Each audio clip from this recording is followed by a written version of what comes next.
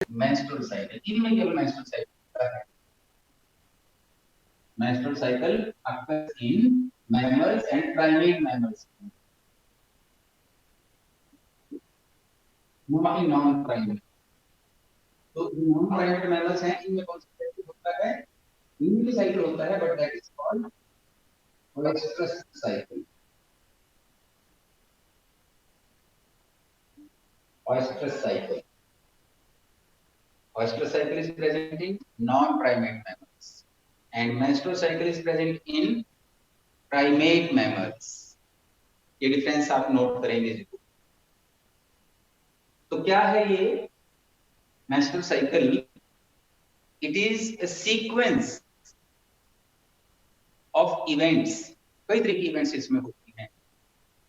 Sequence of events that completes the maturation formation of ovum. इसमें ovum की maturation development complete होती है. Secondary oocytes may or may not be converted into changed into ovum. होगा नहीं होगा, जो दोनों पॉसिबिलिटीज अभी मैंने डिस्कस की थी. तो ये एक इवेंट्स का साइकिल है जिसमें कई तरीके की इवेंट्स होती हैं. इन्हीं इवेंट्स के कारण जो प्राइमरी फॉलिकल्स हैं वो पूरा मैच्योर होगा, सेकेंडरी फॉलिकल बनेगा, टर्शियरी फॉलिकल बनेगा, फिर उससे ओवम, ओटिड, सेकेंडरी oocyte जो भी है सारी डेवलपमेंट इसी पीरियड में कंप्लीट होगी. और ये जो साइकिल है, it is under control of hormones. ये हॉर्मोन्स के कंट्रोल. ये हॉर्मोन्स पिट्यूटरी से, हाइपोथैलेमस से और ओवरी से सिक्रीट होंगे. तो कौन कौन से फेजेस हैं मेस्ट्रुअल साइकिल के?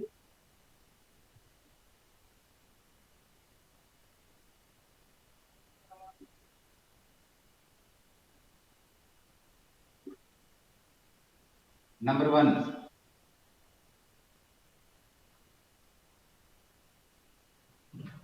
menstrual और bleeding.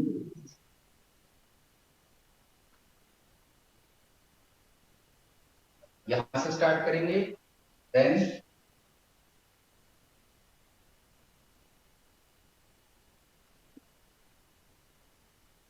Follicular phase. इसमें ही एक सब फेज आप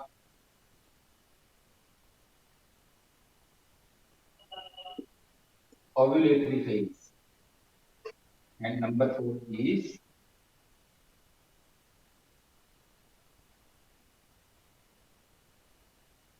luteal phase. आपको इसी लैंग्वेज में मेंशन करना है कि menstrual cycle is a sequence of events during which a primary follicle matures into ovum. इसमें मैच्योर होता है and other organs of female reproductive system जो accessory organs हैं, they show periodical changes. उनके अंदर कुछ चेंजेस आएंगी and anticipates pregnancy. ये इसकी डेफिनेशन हो जाएगी. फिर आप मेंशन करेंगे कि this cycle is under hormonal control. That is hormones secreted by pituitary gland and ovary. इनसे हार्मोन्स जो बनेंगे उनके कंट्रोल में ये साइकिल होगा. पहला फेज. और इस फेज में आप स्पेशल तौर पर ध्यान करेंगे कि जो यूट्रस में 3 लेयर्स थी, उनमें से कौन सी layer, which layer shows periodical changes. तो उसमें कैसे वो चेंजेस आ रही हैं इसको हम मेंशन करेंगे. वो लेयर थी एंडोमेट्रियम. एनसीईआरटी की बुक में आप डायग्राम रेफर करें, बहुत अच्छे डायग्राम बने हुए हैं, उनको साथ ही खोलें, ओपन करें अपनी बुक को, एनसीईआरटी को. कोशिश करें कि जो हम बोल रहे हैं जैसे क्या उससे कोरिलेट हो रहा है कि नहीं. अब मेंस्ट्रुअल और ब्लीडिंग फेज, ये 3 to 5 डेज का होता है, 3 to 5 डेज, जिसमें जो एंडोमेट्रियल लाइनिंग है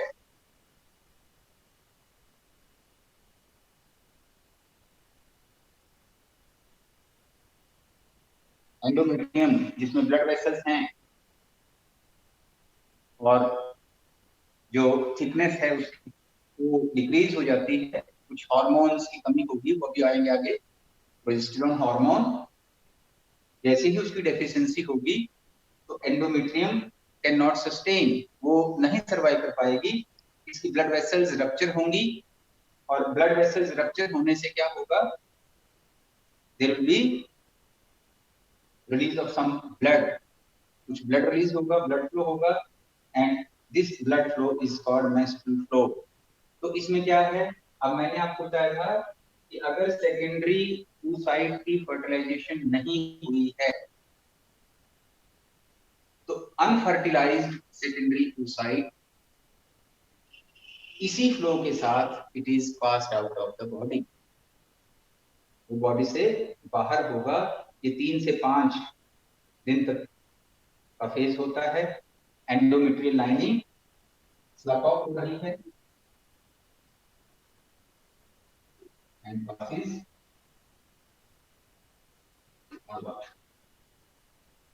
in the form of menstrual flow और bleeding। इस फेज के बाद होगा फॉलिकुलर फेज,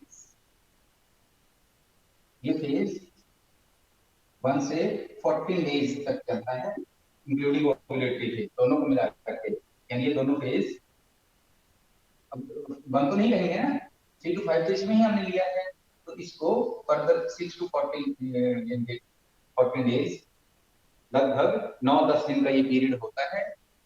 इसके अंदर क्या होगा, अब मैंने कहा था कि जैसे हार्मोनल प्रोसेस, फॉलिक्यूलर फेज, एक हार्मोन है FSH, फॉलिक्यूलर स्टिमुलेटिंग हार्मोन, जो किससे बना है, देखिए एक्चुअली FSH तो बना है पिट्यूटरी से, इससे बना है पिट्यूटरी ग्लैंड से, और FSH को पिट्यूटरी ने रिलीज किया है under influence of FSH-RH। FSH-RH कहां से आया है, इज अ न्यूरो हार्मोन, ये हाइपोथैलेमस से बना है, ये पिट्यूटरी के पास गया है, पिट्यूटरी को स्टिमुलेट किया है और पिट्यूटरी ने रिलीज किया है FSH। ये FSH इसको स्टिमुलेट करेगा, ओवरी को, और ओवरी क्या बनाएगी, जो ओवरी में, अब नेम ही देखिए, फॉलिकल या follicular stimulating hormone, follicle stimulating hormone, जो प्राइमरी फॉलिकल्स थे, ये हार्मोन उनकी डेवलपमेंट को कंप्लीट कराएगा, follicular phase under the influence of FSH। अब इसी हार्मोन के कारण LH भी यहां पर बनता है, LH हार्मोन, LH का मीनिंग है luteinising,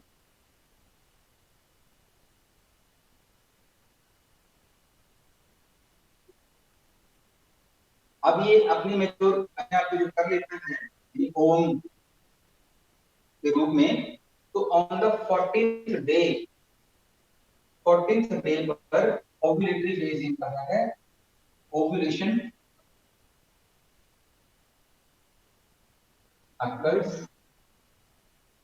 on 14th day of, आप एनसीईआरटी में देखिए 14th डे के आसपास FSH हार्मोन, आप जरा रेफर करें, देखें एनसीईआरटी की बुक में एक ग्राफ बना हुआ है, उस ग्राफ में आपने देखा है कि जब ब्लीडिंग फेज खत्म हुआ है तो एंडोमेट्रियल थिकनिंग बिल्कुल कम होती है, तो इस फेज में फॉलिकल स्टिमुलेटिंग हार्मोन के कारण 2 इवेंट्स हो रही हैं, एक तो जो प्राइमरी फॉलिकल था वो मैच्योर हो रहा है, और उसके साथ साथ जो थिकनेस ऑफ द एंडोमेट्रियम थी, endometrium starts proliferation, proliferation means increase in thickness, तो उसकी थिकनेस बढ़नी शुरू हो जाती है। आप डायग्राम को जरा देखिए, मिड तक जाते जाते जो एंडोमेट्रियम की थिकनिंग है वो काफी बढ़ जाती है। 14th डे के आसपास पहुंचते पहुंचते there is peak concentration of FSH की और एलएच की जो कंसंट्रेशन है वो पीक लेवल के पास होती है। क्योंकि मैं इसलिए बार बार आपको बोल रहा हूँ क्योंकि इस पर इसी ग्राफ से रिलेटेड क्वेश्चन होंगे कि एफएसएच हार्मोन की कंसंट्रेशन किस दिन मैक्सिमम है, हार्मोन की कंसंट्रेशन किस दिन मैक्सिमम है, किस समय मैक्सिमम है, साइटोकिनेसिस पार्ट में थिकनेस ऑफ द एंडोमेट्रियम कब सबसे कम है और थिकनेस ऑफ एंडोमेट्रियम कब सबसे ज्यादा है, इस टाइप के क्वेश्चन इसके होंगे। तो एफएसएच की कंसंट्रेशन से primary follicle mature into secondary graphene follicle, graphene follicle में बना है या ओ में बना है, और एलएच हार्मोन के इन्फ्लुएंस में ओव्यूलेशन होगा। Ovulation is release of ovum, अब उसको हम ओवम बोल रहे हैं, release of ovum from ovary. कब हुआ है ये इंपॉर्टेंट है, ऑन 14th डे। तो naturally the concentration of LH hormone is at peak on the 14th day. तो फॉलिकुलर फेज जैसा कि नेम इंडिकेट कर रहा है, इस फेज में कौन कौन सी इंपॉर्टेंट इवेंट्स हुई हैं, thickness of endometrium which was very thin in the beginning, क्योंकि उसने अपने आप को रीजेनरेट करना है, दोबारा से रीजेनरेट करना है, तो उसकी थिकनेस जो बिगिनिंग में बिल्कुल कम थी, स्टार्ट्स प्रोलिफरेशन, उसमें ग्रोथ होना शुरू होती है। एंड ग्राफ को देखिए, thickness of the endometrium goes on increasing. फिर एफएसएच हार्मोन रिलीज हुआ है फ्रॉम द पिट्यूटरी, उसने ओवरी को स्टिमुलेट किया है, और एफएसएच हार्मोन सीक्रेट किया है जो स्टिमुलेट करता है और फॉर्मेशन ऑफ या maturation of Graafian follicle. 14th day पर under the influence of luteinizing hormone जो ओवम है, it is released from the ovary and release of ovum is called ovulation. इसको ओव्यूलेशन का नेम दिया गया है। Ovulation occurs on 14th day. ये events आप देख सकते हैं। इसके बाद अब ग्राफिन फॉलिकल है, उसने ओवम को रिलीज कर दिया है ऑन 14th डे, जिसको क्या आपने ओव्यूलेशन कहा है। इस पे क्वेश्चन होगा, what is ovulation? Release of ovum from graphene follicle is called ovulation. Question देखिए, किस हार्मोन के कंट्रोल में ओव्यूलेशन हो रहा है? It is under control of luteinizing hormone. कौन से डे पर मेंस्ट्रुअल साइकिल पीक हो रहा है? Usually on 14th day of menstrual cycle. अब जो एंडोमेट्रियम है वो थिक हो रही है, और इसकी थिकनेस को बनाए रखने के लिए, to maintain the thickness of endometrium, another hormone is very significant, बहुत इंपॉर्टेंट है, and that hormone is progesterone. Progesterone, ये आपने नेम भी सुना होगा, popularly it is called pregnancy hormone. तो अब हम एंटर कर रहे हैं ल्यूटियल फेज में। Graafian follicle has become empty. Empty क्यों हो गया है? क्योंकि उसमें से खून रिलीज हो गया है। तो इस फेज में क्या होगा, अब एफएसएच का लेवल डिक्लाइन करेगा, एलएच का भी लेवल डिक्लाइन करना शुरू कर जाएगा। काफी पीक पर पहुंचने के बाद इन दोनों का लेवल डिक्लाइन करना शुरू होगा, और जो एंटी ग्राफिन है, एंटी ग्राफिन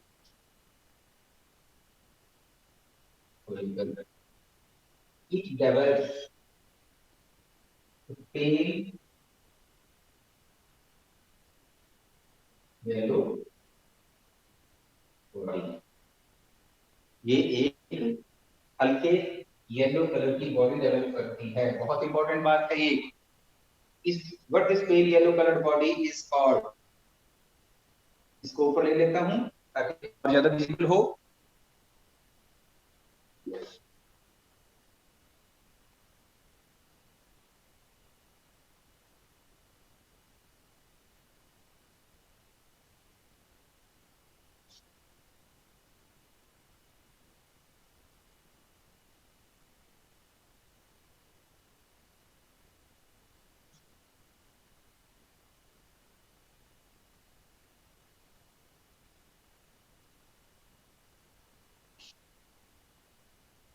मैं इसी न्यूट्रल फेज को ऊपर लेके जा रहा हूं।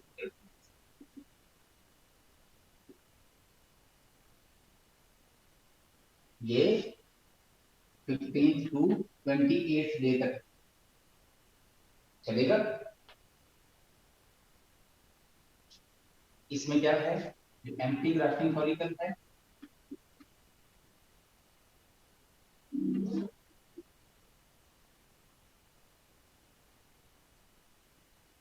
एम्प्टी क्यों हुआ है, बाय रिलीज ऑफ ओवम। तो इसमें जो एम्प्टी ग्राफ्टिंग फॉलिकल है, येलो बॉडी, इस येलो बॉडी को क्या नेम दिया गया है, corpus luteum. Yellowish body called corpus luteum. फिर इंपॉर्टेंट बात है कि जो कॉर्पस ल्यूटियम है, it is corpus luteum is temporary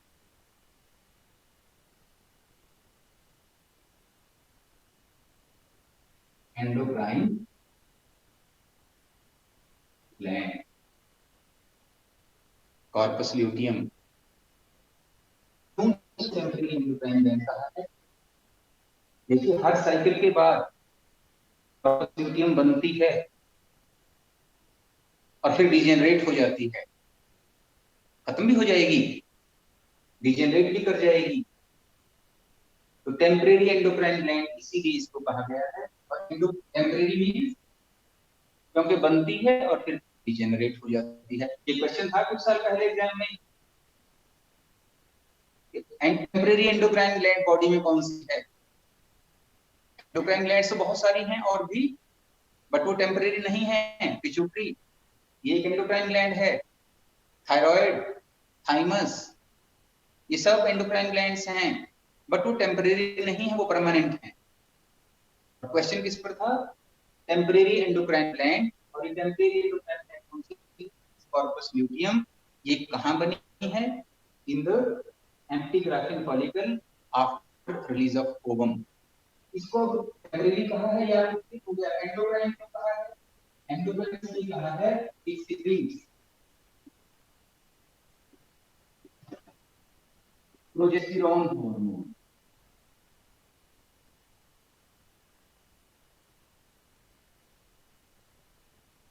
ये प्रोजेस्टेरॉन हार्मोन सिक्रीट करती है, and this progesterone hormone is responsible for maintaining thickness of the endometrium. Progesterone hormone maintains thickness of endometrium. अगर प्रोजेस्टेरोन होगा तो एंडोमेट्रियम मेंटेन रहेगी, उसकी thickness बढ़ेगी, maintain होगी। थिकनेस क्यों बढ़ेगी, बिकॉज ऑफ एंटिसिपेटेड प्रेगनेंसी होगी। साइकिल तो यही कहता है कि प्रेगनेंसी के लिए तैयार करना है, तो ये उसको यूट्रस को प्रिपेयर कर रहा है for holding the foetus and all changes उनको करने के लिए प्रोजेस्टेरोन हार्मोन थिकनेस को मेंटेन कर रहा है। ठीक है, साइकिल बढ़ता है, कॉर्पस ल्यूटियम बनी हुई है और ये लगातार हार्मोन प्रोजेस्टेरोन बना रही है। प्रोजेस्टेरोन को इसलिए प्रेगनेंसी हार्मोन भी कहा है। ये इंपॉर्टेंट हार्मोन है कि which hormone is popularly called as pregnancy hormone, which is pregnancy hormone। क्यों इसको प्रेगनेंसी हार्मोन कहा है? Because it maintains the thickness of endometrium, और वो थिकनेस को मेंटेन करना क्यों जरूरी है? To hold the foetus, right. Corpus luteum इसमें बना है, इसीलिए इसको कहा है ल्यूटियल फेज। ल्यूटियल आपको रिलेट करें करें ताकि आपको याद रहे, इसको ल्यूटियल फेज कहा है। इसमें कौन सी इंपॉर्टेंट इवेंट होगी? Formation of corpus luteum. Corpus luteum क्या है? एक yellow coloured body formed in empty graphene follicle, and this is a temporary endocrine gland। Temporary इसलिए कहा है कि ये डिजेनरेट हो जाती है ड्यूरिंग मेंस्ट्रुअल साइकिल, और इसको एंडोक्राइन कहा है because it secretes progesterone hormone. ये जो प्रोजेस्टेरोन हार्मोन है it maintains thickness of the endometrium. अब देखिए आप मिड साइकिल के बाद 14th डे के बाद अगर आप ग्राफ को नोट कर रहे हैं तो उसमें प्रोजेस्टेरोन की थिकनेस सॉरी कंसंट्रेशन इंक्रीज कर रही है। Concentration of progesterone goes on increasing, ये इंक्रीज कर रही है। और उसके बाद आप देखेंगे कि इसमें फॉल आ रही है। फॉल क्यों आ रही है? Then corpus luteum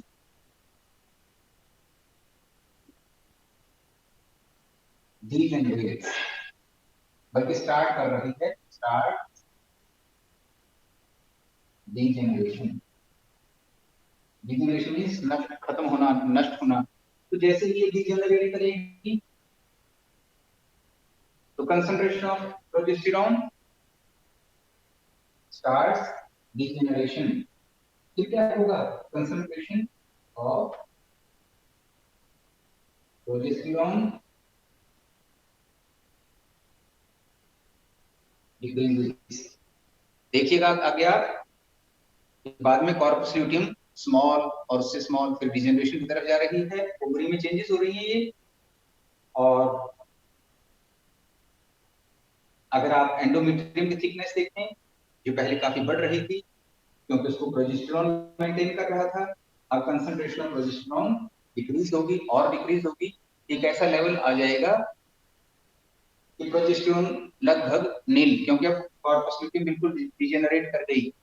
there is no progesterone hormone. बिना प्रोजेस्टेरोन हार्मोन के एंडोमेट्रियम अपने आप को मेंटेन नहीं कर पाएगी। इट्स ब्लड वेसल्स रप्चर्स, और कौन सा फेज शुरू हो जाएगा? मेंस्ट्रुअल फेज या ब्लीडिंग फेज। तो ये इवेंट्स होती हैं, जहां से स्टार्ट हुआ था वहीं पर ये एंड कर जाता है। तो ये है मेंस्ट्रुअल साइकिल। और मेंस्ट्रुअल साइकिल किन में हो रहा है? Only in primate mammals. Primate mammals में ह्यूमन बीइंग्स आ रहे हैं, कुछ मंकीज आ रहे हैं। These are primate mammals and they have characteristic menstrual cycle. मैं समझता हूं कि कुछ क्लियर हुआ होगा आपको। लेकिन जो नॉन प्राइमेट्स हैं उनमें ऑयस्ट्रस साइकिल है। It is different from menstrual cycle. एक तो हर मंथ रिपीट नहीं हो रहा है ऑयस्ट्रस साइकिल, इसके कुछ स्पेसिफिक पीरियड होते हैं, कुछ सीजन्स होते हैं व्हेन एनिमल्स अंडरगो ऑयस्ट्रस साइकिल। और इस साइकिल के एंड में डिफरेंस क्या है दोनों में? देखिए, ऑयस्ट्रस साइकिल के एंड में कोई ब्लीडिंग फेज नहीं होता, नो ब्लीडिंग फेज, कोई ब्लीडिंग फेज नहीं होता, कोई मेंस्ट्रुअल को नहीं होगा, क्योंकि जो ओम है या यूट्राइन टिश्यूज हैं वो सब एब्जॉर्ब कर लिए जाते हैं अंदर की। तो it is difference between menstrual cycle and oestrous cycle, right. तो ये आपके सिलेबस में स्पेशल मेंशन किया हुआ है। नए में जो मॉडिफाइड सिलेबस है, रिड्यूस्ड सिलेबस है, उसमें मेसोसाइकिल, oogenesis, spermatogenesis इनके ऊपर खास तौर पर ध्यान दिया गया है। एंड अदर स्ट्रक्चर एक और उसमें मेंशन किया हुआ है मेमोरी ग्लैंड। तो 2 मिनट के हम इसको कर रहे हैं। आप एक बार जर्जर स्टेप्स मैंने बोले हैं, इनको एनसीईआरटी एक बार कोशिश करें, साथ में बुक रखा करो। अगर पॉसिबल होगा तो मैं पेज नंबर और डायग्राम नंबर देने की कोशिश करूंगा। इस डायग्राम को करेंगे। यहाँ पर कई बार इतना कम टाइम हमारे पास होता है कि डायग्राम ड्रॉ करना डिफिकल्ट हो जाता है। जैसे मैंने ग्राफ में बताया है आपको, अगर आप ग्राफ से कोरिलेट करके इसको स्टडी करेंगे तो ये इजी हो जाएगा। तो बुक अपने पास रखा करें। विद इन 2 मिनट्स हम मेमोरी ग्लैंड्स को स्टार्ट करेंगे।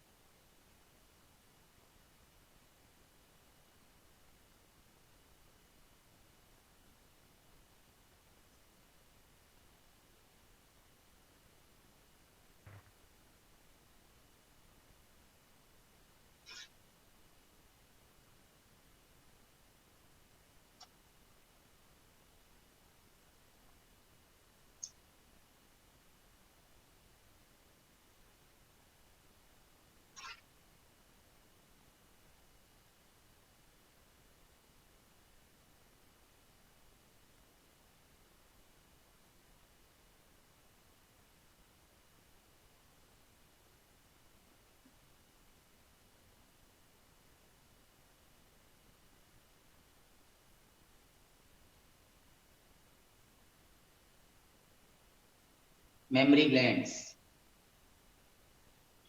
Class Mammalia,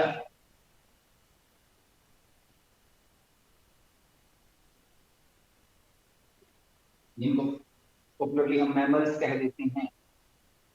They have a characteristic feature, that is presence of mammary gland to feed the young ones.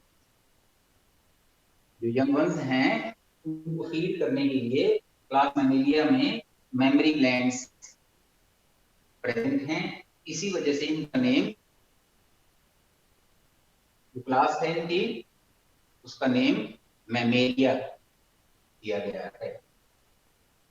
जो मेमोरी ग्लैंड्स हैं, दे आर स्मॉल एमिनेंसेस के रूप में हैं थोरेसिक रीजन में, and show their growth during puberty. Develop करना शुरू कर जाती हैं पहले से ही, एंड मैच्योर्स और कंप्लीट्स देयर डेवलपमेंट ड्यूरिंग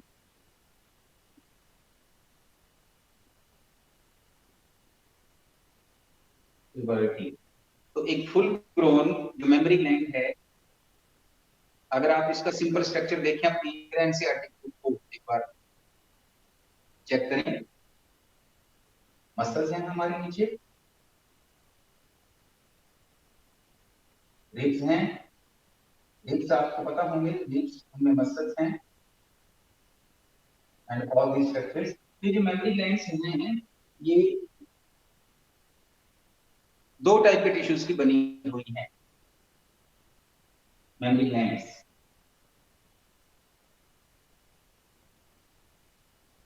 दो टाइप के टिश्यूज की बनी हुई हैं, टिश्यू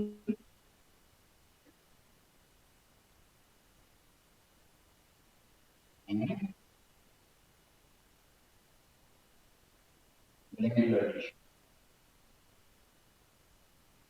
अगर आप इनको हिस्टोलॉजिकल डिटेल्स में जाएं, तो जो मेमोरी ग्लैंड्स हैं, they are found of 2 types of tissue and glandular tissue. कहाँ प्रेजेंट है इनके नीचे? क्या है? रिब्स, ये रिब्स हैं, और रिब ये यहाँ से शो कर सकते, रिब के अंदर ये रिब मसल्स हैं। अगर आप यहाँ से देखें तो मैं सिंपल डायग्राम के रूप में आपको ड्रॉ कर रहा हूँ। यहाँ पर क्या है, these are fatty tissues, क्योंकि इसमें fatty tissues हैं, इसको देखिएगा। और जो ग्लैंडुलर टिश्यू है, ग्लैंडुलर टिश्यू जो है in the form of lobules, इसको कहते हैं glandular tissue is form of lobules, chambers, जिनको के मेमोरी लोब्यूल्स का नेम दिया गया है। तो आप इन लोब्यूल्स को यहाँ ऐसे शो कर सकते हैं, लाइक दिस। एक या दो को आप शो करिए। इन लोब्यूल्स के अंदर क्या है, alveoli, these lobules contain alveoli, यानी कि मेमोरी एल्वियोलाई। यहाँ पर ये सेल्स बन जाती हैं लाइक दिस, ऐसे एल्वियोलाई। अब ये जो ग्लैंडुलर टिश्यू है, this glandular tissue secretes milk, ये मिल्क सिक्रीशन करेगा, and milk is stored in the alveoli, alveoli chambers, and these alveoli secrete the secretion through small ducts called alveolar ducts। यहाँ से alveolar ducts arise होंगे। alveoli में क्या है, milk है, this milk is released into larger ducts। देखिए बड़े ducts हैं, ये एल्वियोलर डक्ट्स हैं। तो एल्वियोलाई जो मिल्क प्रोड्यूस कर रही हैं उसको सीक्रेट करेंगी इनटू एल्वियोलर डक्ट्स, और एल्वियोलर डक्ट्स में से ये जो सिक्रेशन है it is passed on to mammary ducts, जो कि सोलन एम्प्यूला के साथ बने होते हैं मेमोरी डक्ट्स। ये आपको लर्न करने होंगे, मेमोरी डक्ट्स बड़े।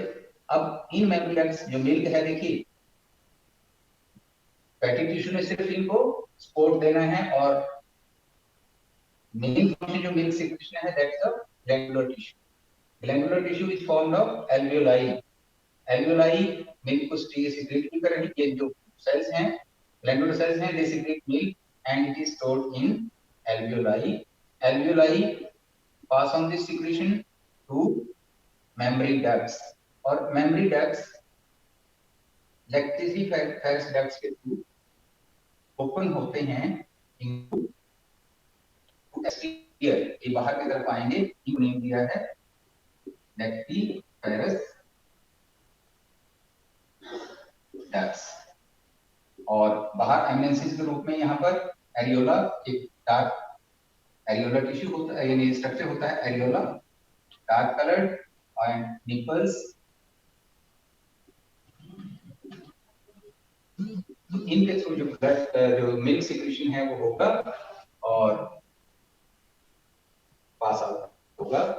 तो दिस इज मैम स्ट्रक्चर आपको जरूर ड्रॉ करना है, क्योंकि स्पेशली मेंशन किया गया है आपके इसमें सिलेबस में, structure of mammary glands is must. इनकी ग्रोथ कब हुई है, during puberty under the influence of hormones. तो एक बार आप इसका डायग्राम ड्रॉ करें और फिर इसको बुक में से जरा करके देखें, क्या आपको ये स्ट्रक्चर्स, क्या ये नेम्स जो मैंने लिखे हैं ये मिल रहे हैं। मैंने एक को करके दिखा दिया है, हो सकता है सभी को किया हो, तो आप एक से ही प्रैक्टिस कर लें, एंड इफ टाइम परमिट्स, अगर टाइम परमिट करता है सबको ड्रॉ कर दें, नहीं तो एक से ही शो कर देंगे। Glandular cells, alveoli, alveolar ducts, then mammary ducts, और फिर लैक्टिफेरस डक्ट्स, जो कि बाहर के तरफ लेके जाएंगे। अब इसमें डिफरेंट टाइप्स के क्वेश्चंस वहां पर होंगे, नहीं तो स्ट्रक्चर पे भी क्वेश्चन हो सकता है। This is all about mammary glands, जो कि फीमेल मैमल्स का कैरेक्टरिस्टिक फीचर है to feed the young once.